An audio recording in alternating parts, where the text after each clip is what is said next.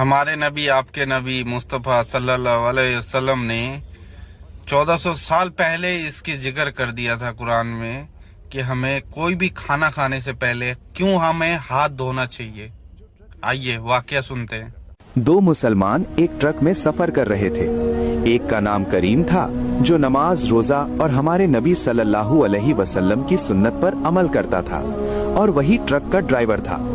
दूसरा उसका साथी सलमान था जो ट्रक रिपेयरिंग और लेबर का काम करता था, लेकिन न नमाज पढ़ता था, न रोजा रखता था और न ही सुन्नत को अहमियत देता था, बस नाम का मुसलमान था।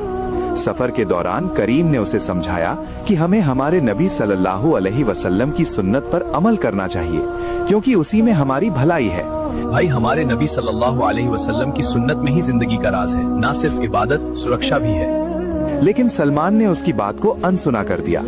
रास्ते में एक ढाबा आया तो दोनों खाना खाने के लिए रुक गए। खाना मंगवाने से पहले सलमान ट्रक का टायर चेक करने लगा। टायर चेक करने के बाद दोनों खाना खाने बैठ गए। करीम हाथ धोने चला गया और सलमान से भी कहा कि खाने से पहले हाथ धोना हमारे नबी सल्लल्लाहु अलैहि वसल्लम की सुन्नत है।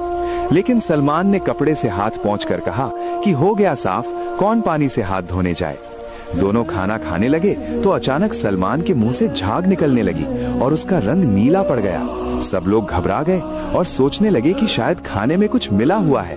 करीम भी वही खाना खा रहा था, लेकिन उसे कुछ नहीं हुआ। तब करीम ने कहा कि सलमान ने टायर चेक करने के बाद हाथ नहीं धोए थे।